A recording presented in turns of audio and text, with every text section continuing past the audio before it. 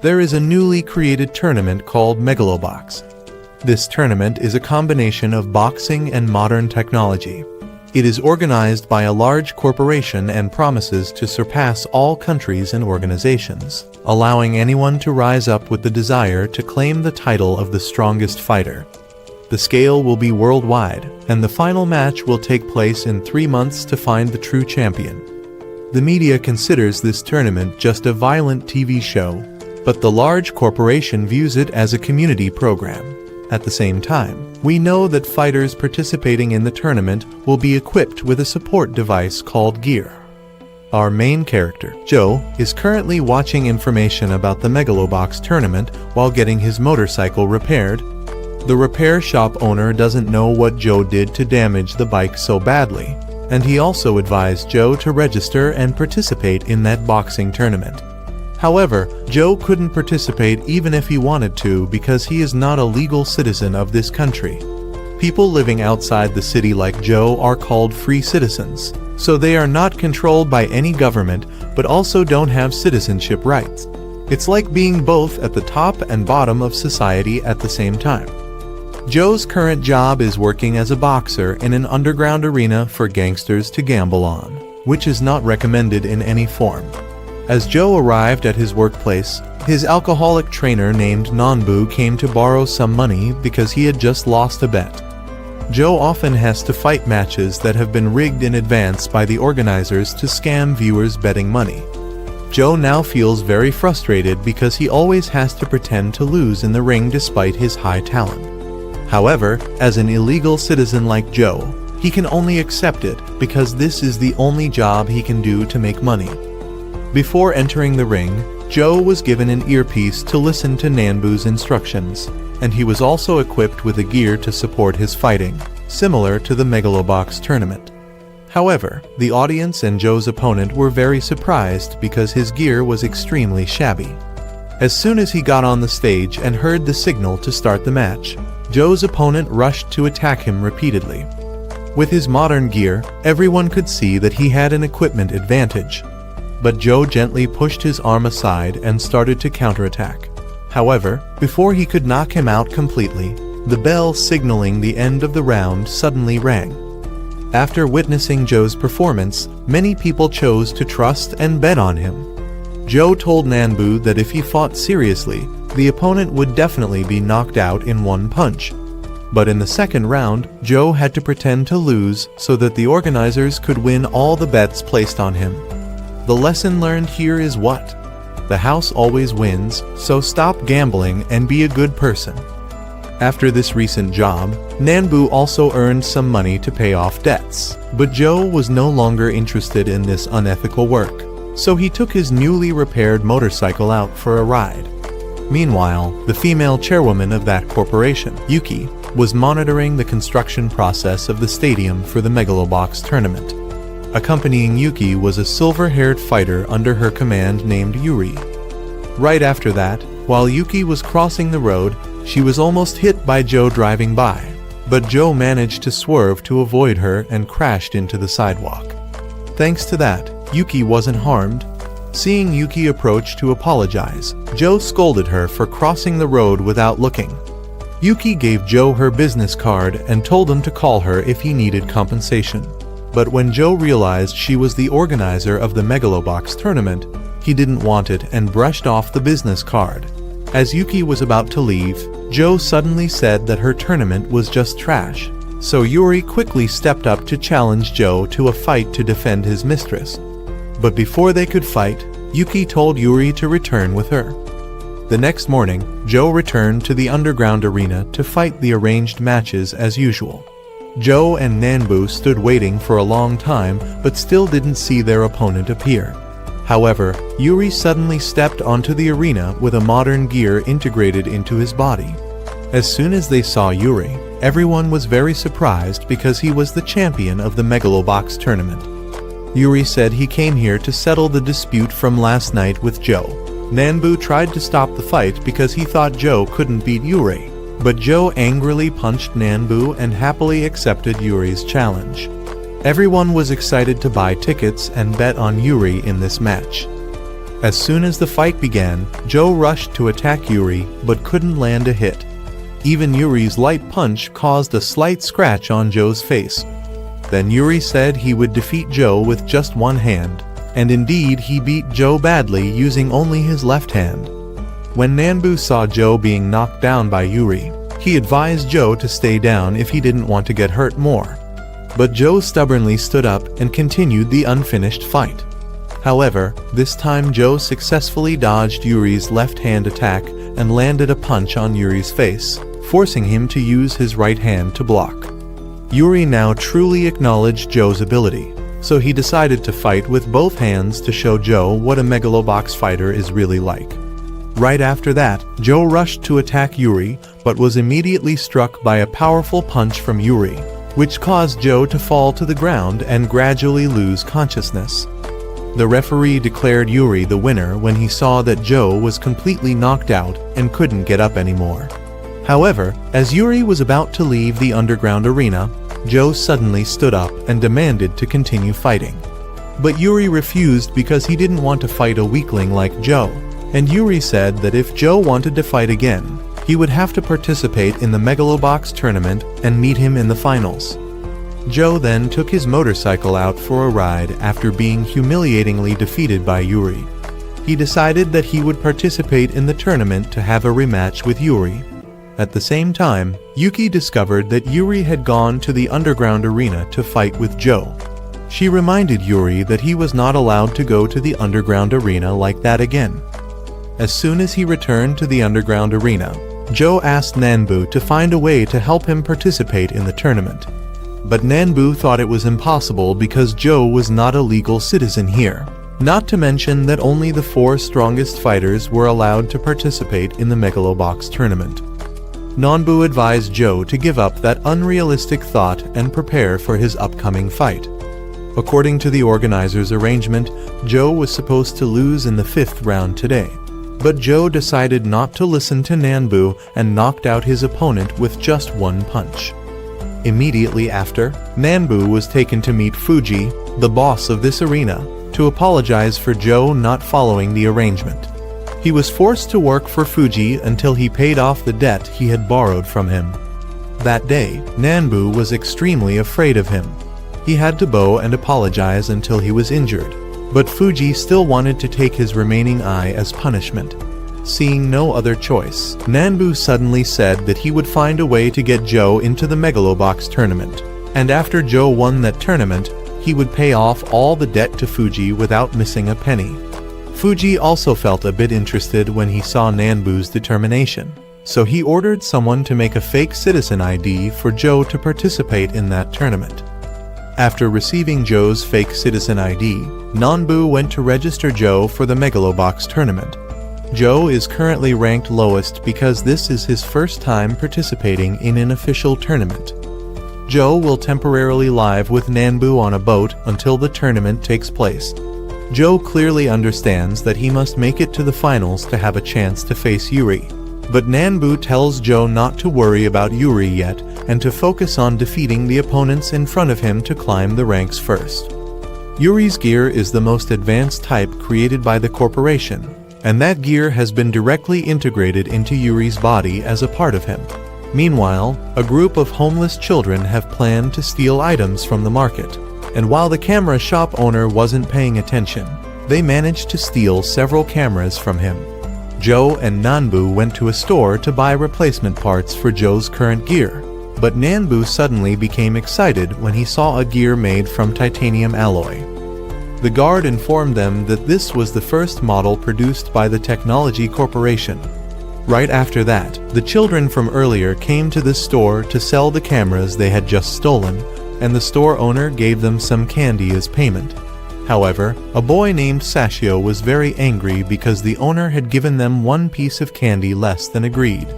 Seeing Sashio's defiance, the store owner pulled out a small knife to intimidate the boy, forcing Joe to quickly intervene to stop the store owner before things got worse.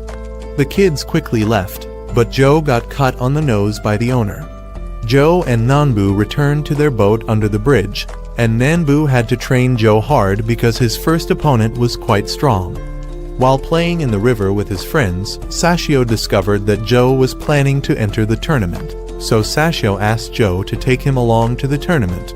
But Joe didn't want to bring a kid like Sashio, so the boy left angrily. The next morning, Sashio's friends came to tell Joe that the boy had been captured by the parts store owner because he had tried to steal the titanium alloy gear from him. The boy had told his friends to try to get that gear for Joe to wear in the tournament. Meanwhile, the store owner was having his guard torture Sashio to force the boy to return the gear, but Joe suddenly drove his motorcycle in and pinned the guard down with it. However, the guard was unharmed after the collision. Nanbu and the kids arrived just as Joe successfully rescued Sashio. Then Joe took off his outer jacket to reveal the titanium gear underneath, but it shattered into many pieces after just one hit from the guard. However, Joe decided he would defeat the guard barehanded. Joe ran straight at the guard and knocked him out to everyone's amazement. Joe had a different view of Sashio after this incident and decided to bring Sashio to the tournament as his assistant. A few days later, Joe went to the Megalobox tournament arena to participate in his first qualifying match. His opponent was a seemingly strong fighter ranked 185th, but Joe fought him without using any gear or support tools. It turned out that the night before the match, Nanbu had suggested Joe fight without gear, because fighting barehanded would attract more attention from strong opponents and the media, and if this plan worked, he would be promoted faster to reach the tournament finals sooner. Back to the present, everyone was quite surprised that Joe wasn't using gear to compete. Joe's opponent thought he was looking down on him and the tournament, but the referee said there were no rules or regulations requiring contestants to have gear or support items. As soon as the match began, the opponent continuously attacked Joe, forcing him to focus on dodging. He counterattacked and repeatedly struck the opponent's face, but the lack of gear made his punches less powerful. Conversely, although the opponent had gear, his attack speed was quite slow, but if he landed a hit, Joe would certainly take a lot of damage. He only hit Joe once, and Joe immediately fell despite blocking the blow. Joe then stood up when the count reached only 5. Nanbu had to call him over for a huddle. Nanbu wanted him to make fewer mistakes like just now if he didn't want to end up in the qualifiers. He wanted Joe not to think about trading blows, but to move more to make the opponent lose balance. Both he and Sashio outside the ring were panicking and messing things up. When the fight resumed, Joe felt his steps were very heavy. Joe only continuously dodged, making the audience displeased. The opponent was quite frustrated at not being able to hit Joe, so when he finally caught Joe, he angrily threw him to the ground and punched him relentlessly. But he was warned by the referee because his throwing action was against the rules. Back to the fight, Joe still tried to dodge while Nanbu outside kept complaining and shouting at him. During the break, Nanbu and Joe had an argument. He complained about Joe not fighting properly, while Joe still wanted to fight his own way. Sashio spoke up, saying that Nanbu only cared about fame and profit like those watching the tournament, and he was now no different from a fake coach. Nanbu reflected and realized that Joe was feeling afraid of fighting without gear, so he told Joe to try to find a way to control his fear. After hearing the advice from him, Joe finally regained his composure. Right after that, Joe remembered what he had learned from Nanbu and moved more flexibly. The opponent tried to attack Joe but couldn't hit him at all. Joe could even easily throw a terribly strong punch that knocked him down. When seeing that the opponent was completely knocked out, the referee immediately declared Joe the winner, so the surrounding audience was very surprised and stood up to congratulate Joe. That afternoon, they happily returned home after Joe's first victory in Megalobox. In the time that followed, Joe continuously defeated many other opponents to increase his ranking and reputation. He also quickly became famous for not using gear. However, with his current position, Joe certainly still couldn't make it to the tournament finals, so Nanbu asked a reporter to arrange for Joe to fight a high-ranking boxer. But Nanbu was very surprised to learn that the boxer who was about to fight Joe was his old student. We then learned that this man is Aragaki. Nanbu never expected to meet Aragaki here, and he was glad to have escaped the hell called war. Aragaki was very grateful to Nanbu for helping him to return to boxing again in this tournament. He wanted to show gratitude to Nanbu, but Nanbu felt that him being alive and well was enough. He was surprised that Aragaki was currently in the top 17 and still chose to fight Joe, who had just become famous.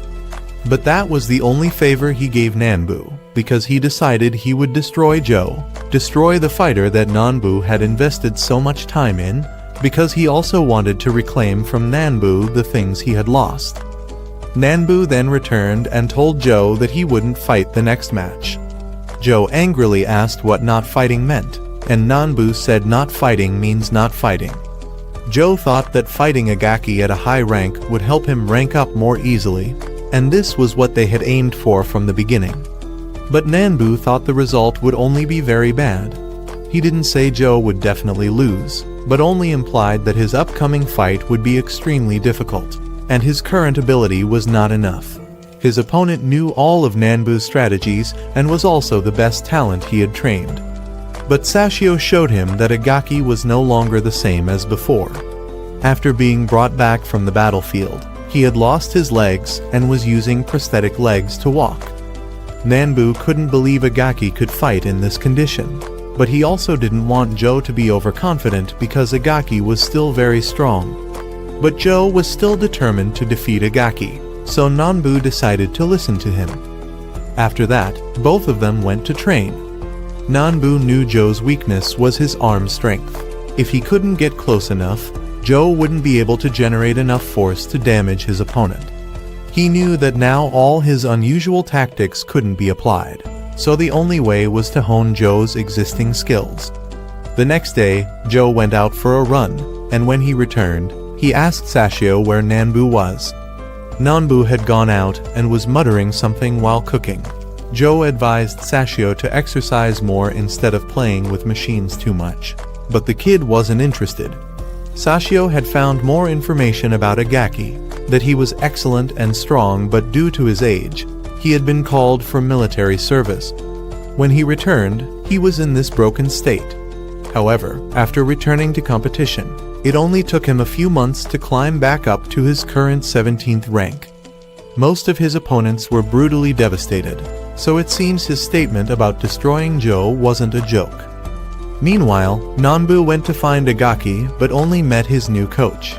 He led Nanbu to see the graves of soldiers who returned from the war. These people couldn't withstand the psychological shock from the battlefield, so after returning for a while, they all chose to end their own lives. Aragaki had overcome those things and chose to return because he wanted to meet Nanbu again, yet Nanbu wasn't there. Nanbu thought Aragaki had died, so the other coach thought Nanbu had given up too early just because of a death notice. Nanbu knew he was wrong and didn't ask for Aragaki's forgiveness, but he only hoped Aragaki wouldn't bring personal matters into the ring. The coach then went to meet Aragaki and gave him some advice. He advised Aragaki to give up this fight and try to aim for higher-ranked people, because a fight with a low-ranked person was meaningless. If Aragaki persisted, he would look no different from a miserable person angry at being abandoned. He was jealous of Nanbu's new student, who had taken the position that should have been his. But Aragaki thought he had his own circumstances that the coach couldn't understand. Aragaki had previously also had thought, but it was Nanbu who had helped him abandon that idea. He had come to Nanbu's gym to find him, but the place had been closed and now disbanded. At this time, he had met Joe. When Nanbu returned, he heard that Joe had gone somewhere. Sashio had found information that Aragaki's gear wasn't too heavy, so the power increase wouldn't be too much.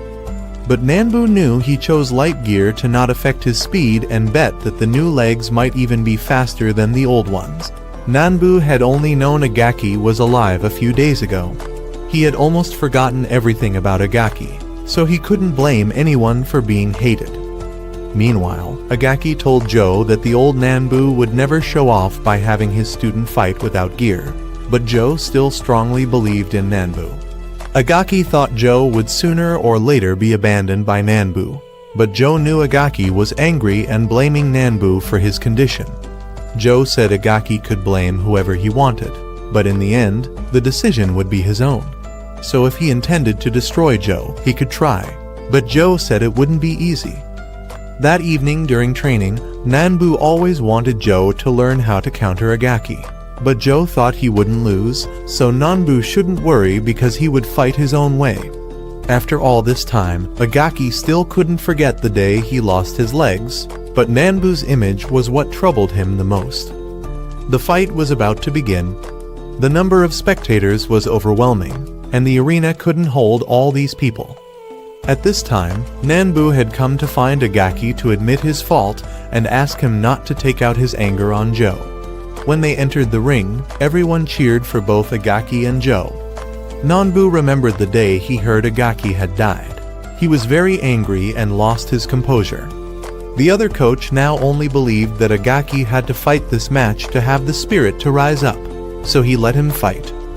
As soon as it started, Joe and Aragaki exchanged a few light blows. Joe was knocked down and quickly got up again. And just as Joe missed a punch, Aragaki quickly gave Joe a knockdown blow. Aragaki seemed very serious about his desire to crush Nanbu's hope. Seeing Joe knocked down and not getting up until the count of 5, Nanbu started to worry. Aragaki was determined to reclaim everything from Nanbu. Joe then stood up and continued to challenge Aragaki. Joe repeatedly clung to Aragaki to grapple, but the audience started to get bored and wanted both to fight properly. Sashio thought Nanbu must know some weakness of Aragaki, but Nanbu realized Aragaki was now different, using his prosthetic legs too well to both attack and counterattack when there was an opening. Joe was then thrown out and Aragaki kept a good distance, preventing Joe from counterattacking. Just as Aragaki found an opening and launched an attack, the bell ending the round saved Joe. Nanbu wanted Joe to give up here because he couldn't win. Ensuring a student leaves the ring safely is also a coach's duty. He could find another match for Joe to fight rather than risking injury here that might prevent him from fighting later. But Joe said his path was a one-way street. If Nanbu couldn't keep up and wanted to turn back, he should get off. Otherwise, he should just observe silently. Joe returned to the ring and decided to distribute his strength evenly between both hands. Hearing Nanbu's teachings from Joe's mouth, Aragaki lost his composure and rushed to knock Joe down. But Joe continued to get up and tried to apply Nanbu's training. Thanks to the strategy of only defending to get close to Aragaki, Joe made it through the second round. Aragaki's coach wanted him to finish it in the next round.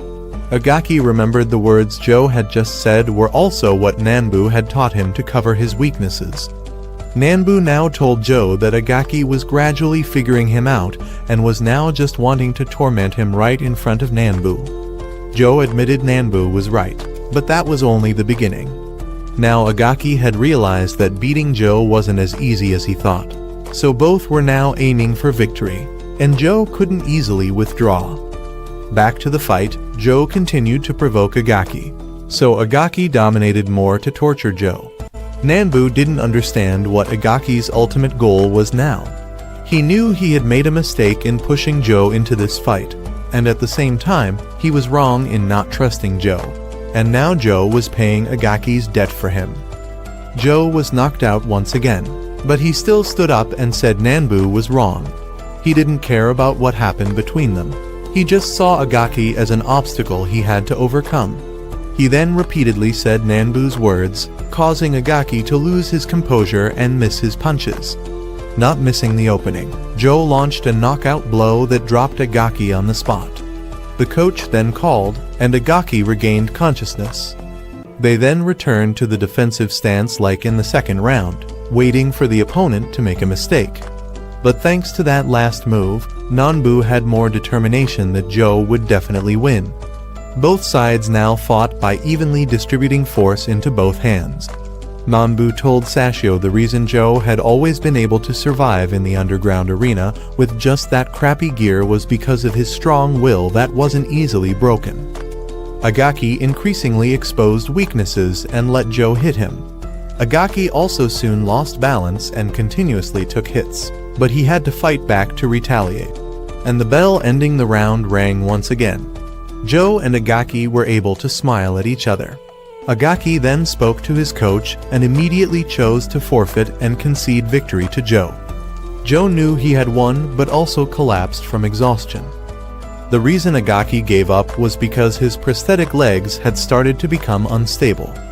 If he continued, he might not be able to walk anymore. Nanbu then came to meet his old student. He also realized Aragaki was injured in the leg. Aragaki had tried to close everything with him through defeating Joe. He had tried to find an answer, and now he had the answer he wanted. Joe had told him the right words, that his current state was due to his own decisions, and he had no right to resent anyone. After that, he asked Nanbu to give Joe something, which was Nanbu's old betting slip. Nanbu had intended to place a bet to earn money to treat Aragaki to a meal before he enlisted, but because he lost, he ended up giving it to Aragaki as a good luck charm. Indeed, it had saved his life by helping him abandon his suicidal thoughts. Aragaki then asked him to pass on his good wishes to Joe. Not long after, the third person to secure a ticket to participate in the main Megalobox tournament was revealed. This person was 2 meters tall and had an extremely aggressive fighting style. When the press asked Yuki if there was any chance for Joe, she said she would only answer when his ranking continued to rise. Yuri only now learned that Joe was rapidly climbing the ranks out there. The fate of the two was not yet over, but Yuri's colleague believed that Joe would soon fall because this tournament was not for stray dogs. Since the previous match, Joe's fame had skyrocketed. Everyone was rushing to publish articles about him. Street art featuring Joe appeared everywhere. Now, Joe's fans were the father of all types of fans. Everyone on the street had to respect them. Wearing clothes with Joe's image was like wearing royal robes. Not long after, the match between the top 4 and top 7 took place. We only need to pay attention to this top 7 youth, Mikio. Everyone didn't know if Joe had a chance to squeeze into this match or not. But Nanbu didn't want to be envious, so he only went to watch and didn't let Joe fight. He accidentally met Yuki and suggested that if she didn't give Joe some opportunity to fight, many people would think she was favoring her brother Mikio. Of course, she would give Joe a chance to shine if he wasn't injured after the fight with Aragaki. Indeed, Joe was now injured and chained up at home by Nanbu to prevent him from sneaking out to train randomly. The match between the top 4 and Mikio could only be described as unfair. Mikio could read all of his opponent's movements and both blocked and counterattacked without any openings. But Sashio revealed that Mikio had an AI gear that could read all of his opponent's movements, so basically it was unfair equipment. But when Nanbu watched, he saw that this guy didn't just rely on equipment to get there. Suddenly, Mikio made another announcement. Nanbu then ran back in an excited mood to tell Joe that luck had come to them again, that Mikio had issued a challenge to Joe, to see who would be the one to enter the top 4 characters who would fight in the official tournament. No matter how they try to trap them, once on the ring, he will still have a chance. Although the other guy's gear is quite strong, Joe gets stronger as he fights, so he still has a chance. Hearing this, Joe wanted to go train, but Nanbu didn't allow it because he thought he couldn't walk completely yet. Sashio touched him lightly and it hurt, and when he took off his shirt, his body was full of bruises. Nanbu thought he should still rest, because if these bruises were shown on the ring, the opponent would aim at them to attack. Resting is also a way to train. He will be stronger when in perfect condition, and the chance to advance will also be higher. Joe was even more determined when he saw Yuri at the match that day. The characters in the company now asked Yuki if she was sure about organizing the match between Mikio and Joe. But Mikio himself had announced it to the public, so now it couldn't be withdrawn. Besides, even though Mikio is a company person, he's now also a fighter, so he has his own freedom. When leaving the meeting, Yuki was informed by her assistant that Mikio's gear also somewhat matched Yuri's. If this situation continues, Mikio will only cause more disadvantages for her. It seems she has no choice but to ask that person to help her defeat Mikio. Nanbu now met that journalist again, and was informed that the main company didn't want Mikio to participate in the tournament. Nanbu should see and find out the reason for himself. Yuki now noticed that Yuri was perfecting himself with that gear day by day. She then also saw her brother Mikio creating a gear to prepare for the upcoming match. He knew Yuki had tried to arrange a match with the top 4 for him to bring him down. She knew he was the biggest obstacle, and if he became champion, her chairman position would soon be shaken. Even though her grandfather had chosen her, in the end, it was the board of directors who had the power. Meanwhile, Joe continued to train under the bridge. Nanbu explained that each gear has a weakness in the delay when striking, but Mikio's gear is a machine controlling a person rather than a person controlling a machine, so there's almost no delay. If he's not careful, he'll end up like that top 4 guy. But Joe wanted him to talk less and just train him. He threw a powerful punch that knocked Nanbu down. The reason was that recently, he had been training physically with the kids. He believed with a punch like this, the enemy would be surprised. Nanbu wanted Sashio to speak up if he had any ideas in the future, rather than silently taking Joe to train without asking his opinion. Nanbu decided to teach Joe some combination moves so he could take advantage of the finishing move he just acquired. He would teach him every move he could think of. They both decided to train until one of them collapsed. On the day of the match, Sashio's friends found a way to sneak into the arena. Joe's group was about to enter the ring when they encountered Mikio. He had been waiting for them there and informed them that they wouldn't be able to enter the ring anymore because he had discovered the truth about Joe, that he was an outlaw and had a reputation for match fixing in underground arenas. If Joe went up now, he would reveal everything. Joe was about to rush at him, but Nanbu punched him and pulled him back. He knew from the start that this match had a predetermined outcome.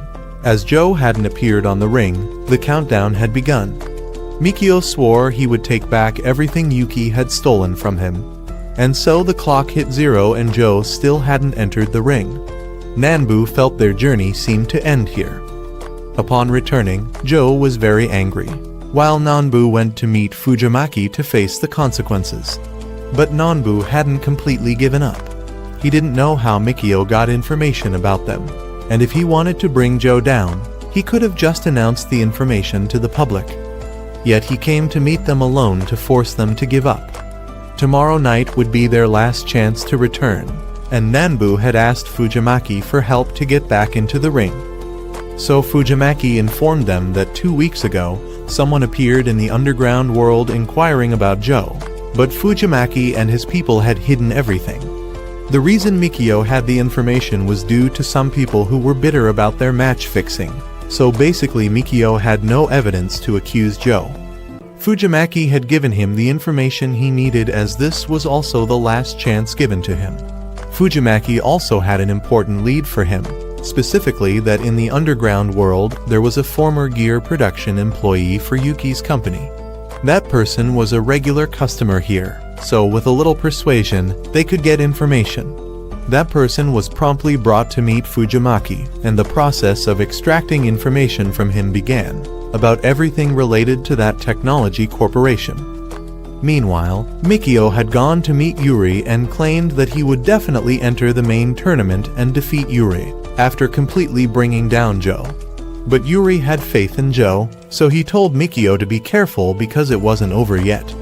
Meanwhile, the former employee had revealed that the corporation wasn't united, but had internal conflicts, because the projects Mikio worked on were personally supervised by him instead of being handed over to the company's internal team. Sashio had overheard and told Joe. Joe suspected there must be a reason why Mikio didn't want to fight him. The former employee had told Nanbu they couldn't defeat Mikio because he had a gear that could see the opponent's movements and provide methods to block attacks. But it could only detect movements from the opponent's gear, and Joe didn't use gear, so Mikio wasn't confident when fighting him. Sashio had relayed everything he heard to Joe and helped give Joe more hope.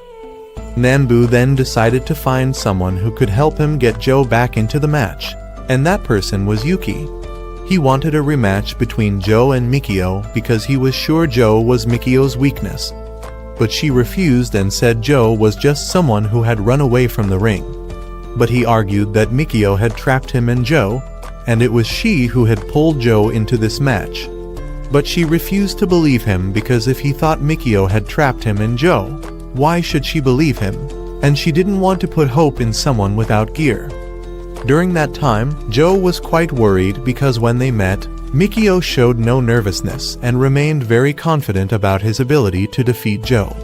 Meanwhile, Nanbu had no choice but to reveal the true evidence of his own dirty past to Yuki. She could choose to believe him or not, but the fact was that Joe had defeated strong opponents to get here, and he was a true professional. However, she still bluntly locked Nanbu in the room and left. That night, Joe suddenly encountered someone while training, and Yuki had already organized the announcement of the fourth person to enter the official tournament. Nanbu had called Sashio to report that he had failed, but Sashio informed him that Joe had disappeared. He was now riding his motorcycle to that ceremony. Yuki had just announced that the fourth person to enter the official tournament was Mikio. Just as he received the document, Joe drove his motorcycle in to intervene. Sashio let Nanbu listen, and Joe now demanded a rematch with Mikio. He refused and wanted security to take Joe away, but Yuki decided to trust Joe. She wanted Mikio to fight Joe again because Mikio had to prove himself worthy through a match, not just through a fight where the opponent didn't show up. Joe got a second chance and received half the ticket from Yuki. Not long after, the match between the two officially took place. The stadium that day was packed, and there were many viewers watching through screens. Although it was said that Joe was Mikio's counter, Joe was still at a disadvantage on the field because Mikio also had martial arts skills and didn't rely entirely on the gear. Joe was forced into a defensive position and couldn't show much. He was knocked down, and Nanbu realized that he was gradually being read even though he wasn't using the gear. Yuki knew this was a new model that Mikio developed to fight Yuri, but now had to use it against Joe. Joe tried to use new moves he had learned to respond, but Mikio's AI learned too quickly and knocked Joe down again. Joe angrily rushed in but was swept off his feet. The round ended, so Joe temporarily had time to think of a strategy. Yuki saw that the result was clear, but Yuri didn't. Joe still hadn't found a good way to face Mikio. The more he fought, the more his moves would be read. But Yuki, looking at Mikio's back, knew that Mikio wouldn't last long because he was synchronizing his brain with artificial intelligence. The longer it went on, the greater the impact on his brain. But Mikio was determined to win to see who was worthy of inheriting this company. Throughout the training process, Mikio had to inject himself with drugs countless times to maintain a stable synchronization level. Even in the third round, Joe still hadn't improved the situation much. He was still cornered against the ropes and constantly taking hits. He still taunted Mikio, only to be punched out of the ring. Nanbu didn't let Sashio touch Joe, or he would be disqualified. He wanted Joe to throw that fatal punch because he believed he could still win. Joe returned to the ring to prove that gear doesn't make a fighter. Earlier, Yuri had come to see Mikio while he was training. Mikio had asked why Yuri didn't choose AI technology like his, but instead chose that disgusting gear. If Yuri had chosen to trust Yuki, why not decide the winner and loser right here to see which gear was better? But Yuri only fights the winner. He then turned back and threw a punch, which Mikio blocked, but Yuri wanted to know if it was Mikio or the AI that blocked it. Indeed, Mikio was nothing without AI. Joe was repeatedly hit, but he rushed in to grapple Mikio and was thrown down. Both were counted as fouls, so whoever committed another would be disqualified. Joe then decided to drop his guard and let Mikio attack, but he suddenly pulled back his finishing blow instead of ending it. The round ended again, and Yuri informed us that the AI wanted to strike, but Mikio resisted. Originally, Joe dropped his guard so Mikio wouldn't know what he was planning.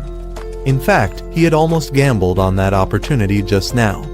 Now Joe had what he wanted, a chance to throw one punch and end the match. Mikio was now hesitating whether to turn off the automatic system or not. The support team advised him to turn it off, but he refused. And then when the round began, Joe still didn't take a defensive stance but stood still. Mikio launched an attack at Joe's face, but not enough to finish him off. Joe had asked Nanbu to help him observe, and then both of them simultaneously realized Mikio was about to rush in for a finishing blow.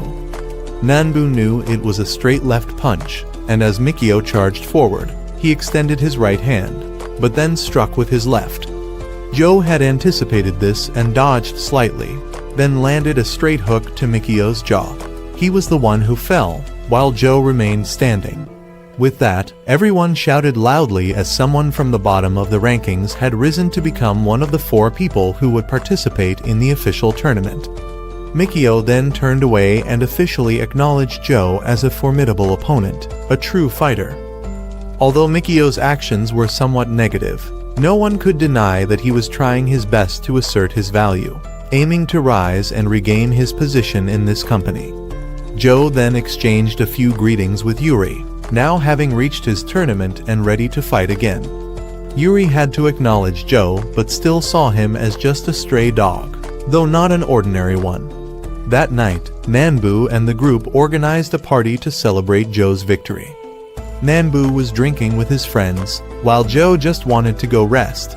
But then Nanbu suddenly went outside to meet Fuji. He came because he had unfinished business with Nanbu. Nanbu still hadn't told Joe and Sashio what had really happened, but Fuji said the game was over, and now he would have to explain to Joe. Actually, 3 months ago, Fuji had demanded that he bring Joe to the main tournament, but they wouldn't be allowed to win. The reason was that Fuji wanted to arrange a large-scale fixed match, and Nanbu had agreed to this with Fuji. Nanbu now tried to persuade Joe to follow his match-fixing plan. Joe thought he didn't trust him, but he knew the boy was very talented. It's just that people like them, no matter how hard they try, can't match those in power. He really wanted to let him participate in the tournament cleanly, but they had to use fake IDs to participate, so now there was no turning back. Joe felt he had lost all trust in Nanbu and decided to turn away. Sashio also couldn't believe what Nanbu had done, so he turned away. Fuji reminded Nanbu that if he didn't fulfill the agreement, the price would be paid not just by him, but by the other 2 as well. The next morning, the 4 contestants participating in the main tournament had a press conference, but Joe didn't attend. He was now at the house of the old mechanic uncle. The old man couldn't believe that just 3 months ago, he was still a nobody, and now he's someone known by many. Meanwhile, Nanbu had gone to find Sashio. The little boy thought he had taken advantage of Joe, but he knew the boy was no different from him. He knew Sashio's father was once an engineer at that company through the story of that former employee. He learned that Sashio's father had his research project stolen by the company and was silenced.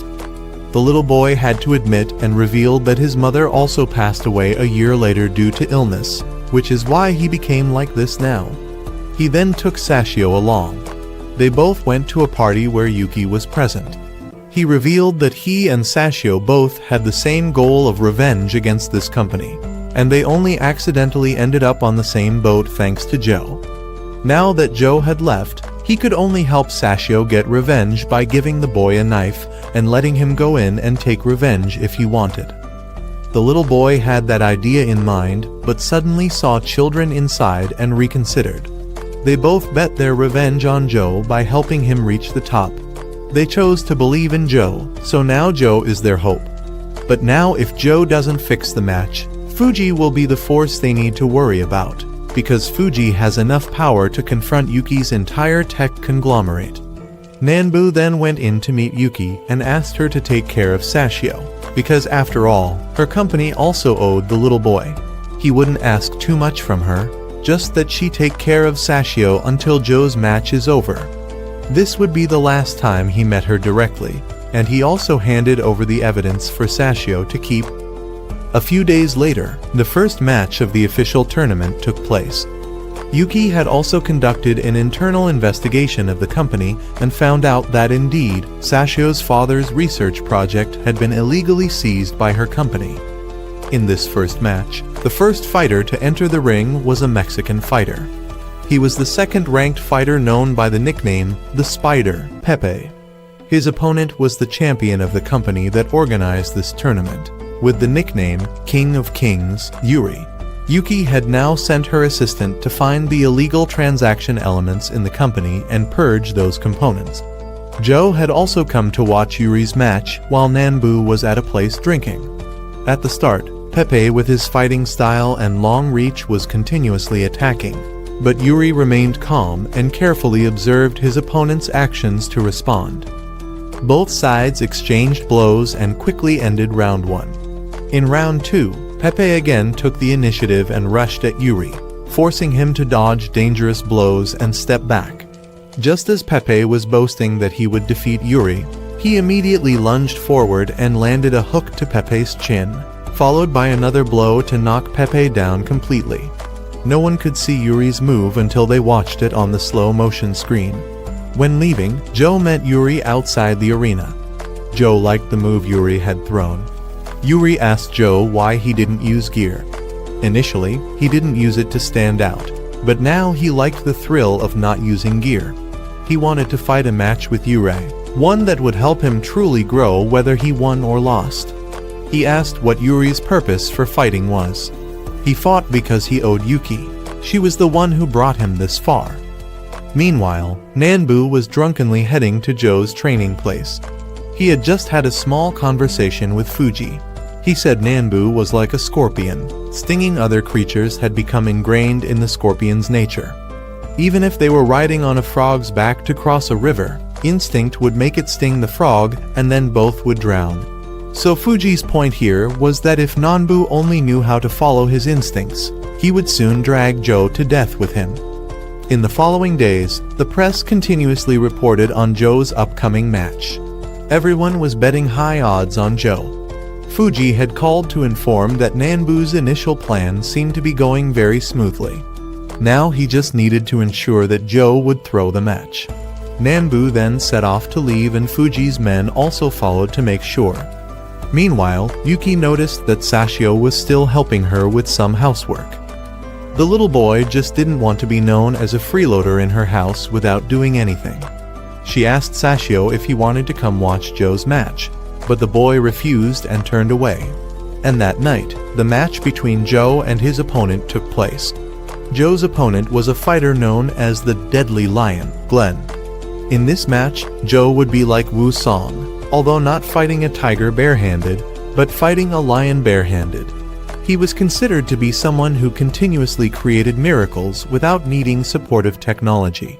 Sashio was a bit scared at this time, and remembered how Joe had taught him how to overcome that fear by touching something, which would help bring him back to reality. Joe was still thinking about whether to follow Nanbu's instructions or not. Nanbu was now sitting with Fuji.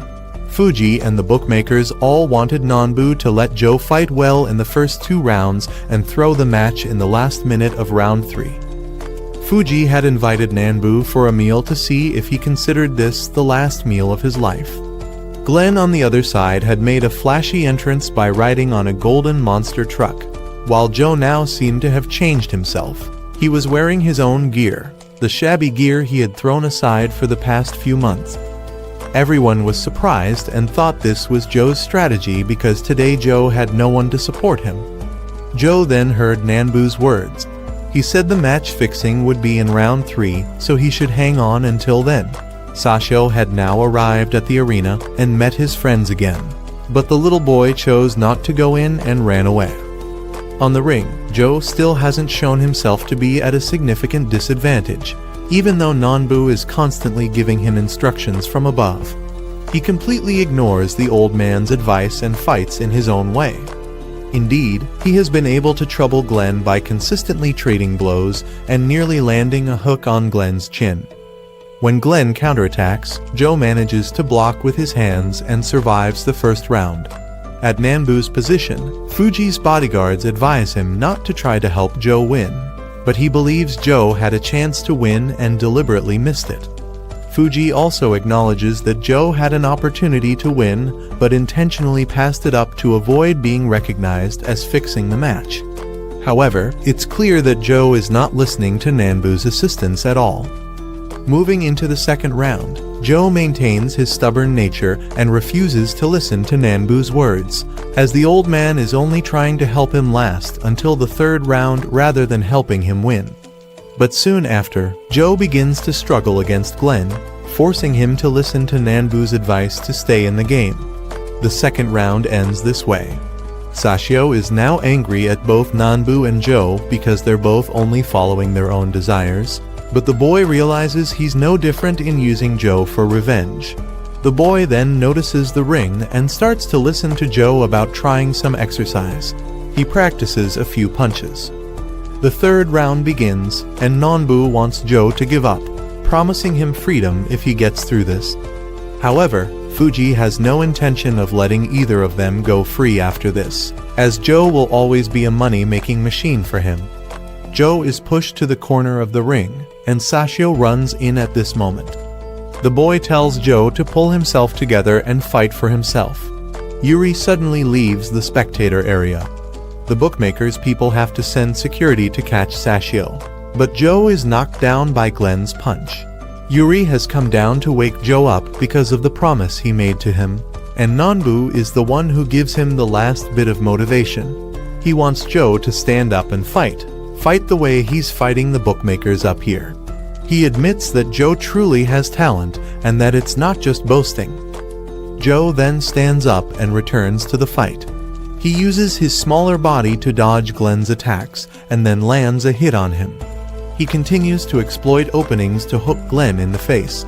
Although that punch misses, it sets up his left punch afterward. This is the move he learned from Yuri. Sashio joyfully runs up and drops Joe's ID.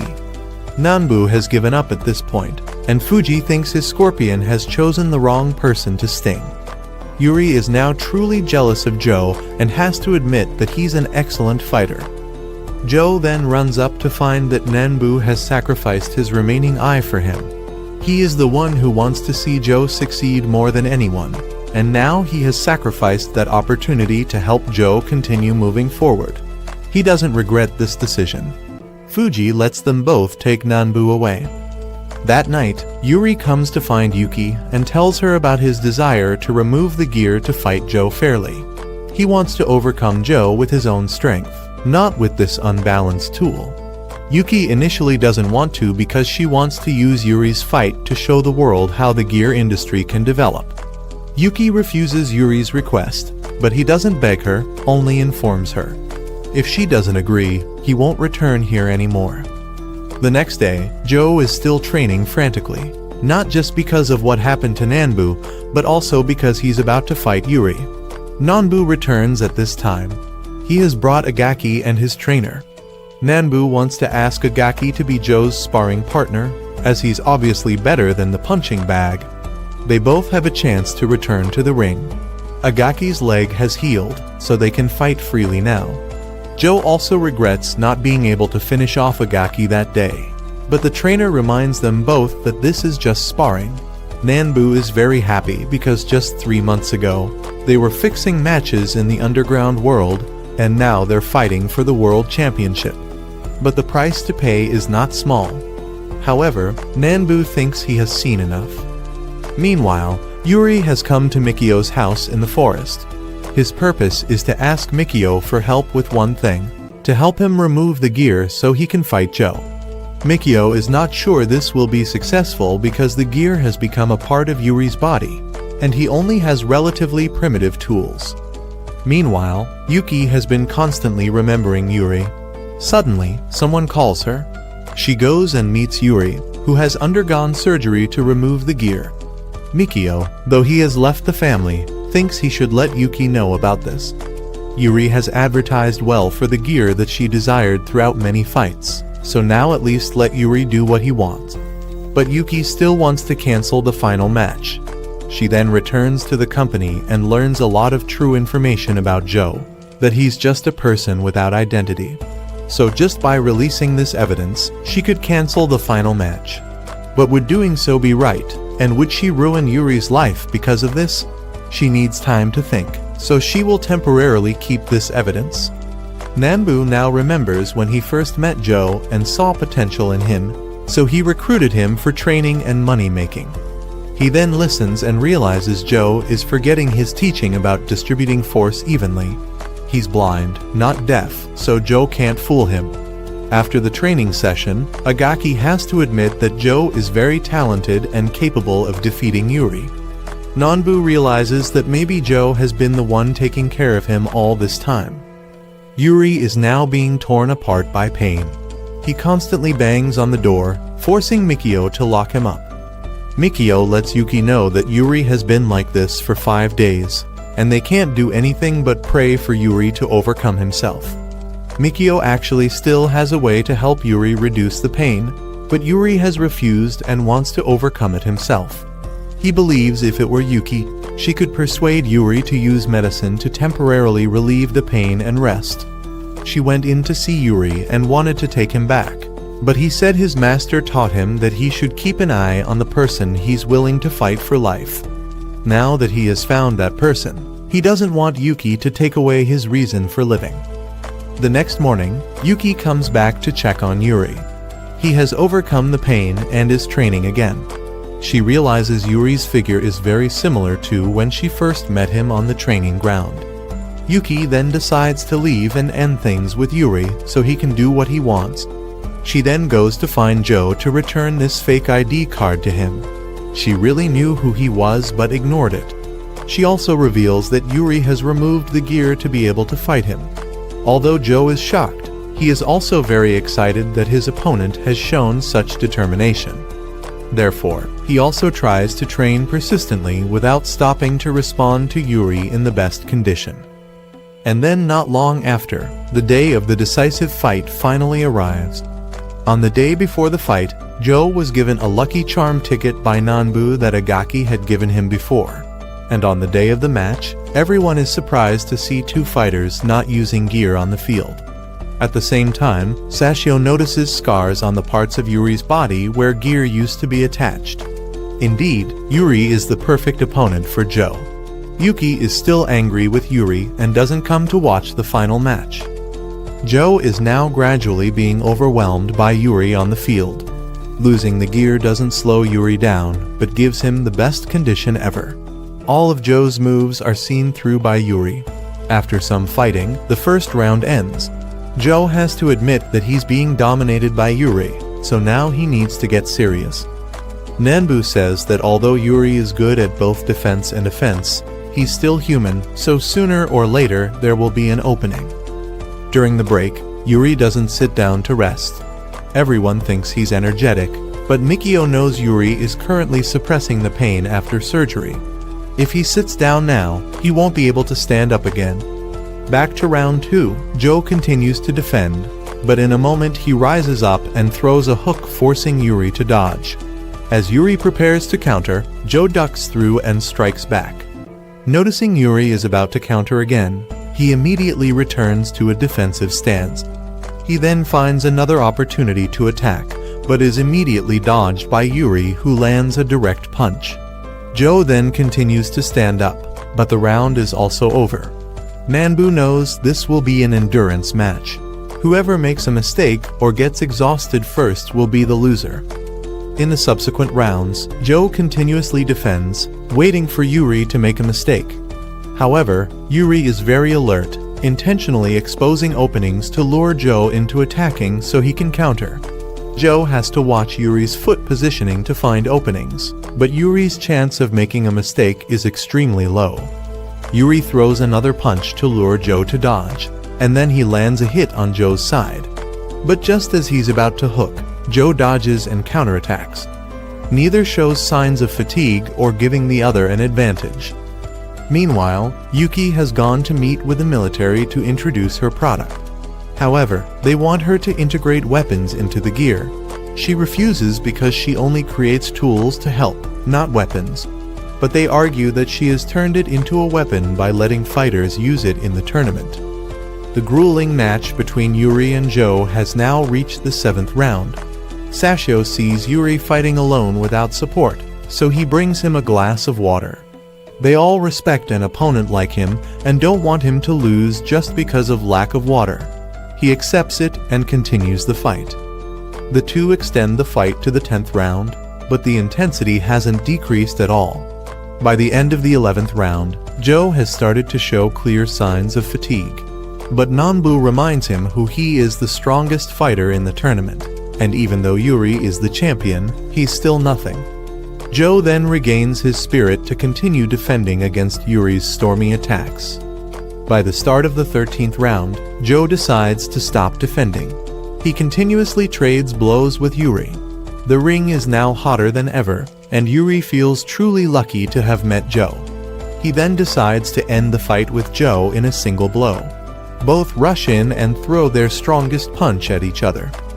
After hearing the result of the fight, Yuki rushes back, and we see an image of one of the two fighters being hospitalized. Not long after, Nanbu decides to reopen the gym. Yuri is watching TV and is invited by Sashio to tonight's party. A few days ago, Yuki came to congratulate but left quite quickly. Yuri feels that a whole year has passed. Joe is now learning car repair from the uncle and working as a delivery man. Yuki is planning to reopen the tournament once more, and the mechanic uncle asks Joe if he intends to return as a fighter. He's not sure if he should return, but currently, he feels it's enough for him. On the way, Joe stops to look at the sea and starts to dance a few boxing moves again. And with this, the film ends.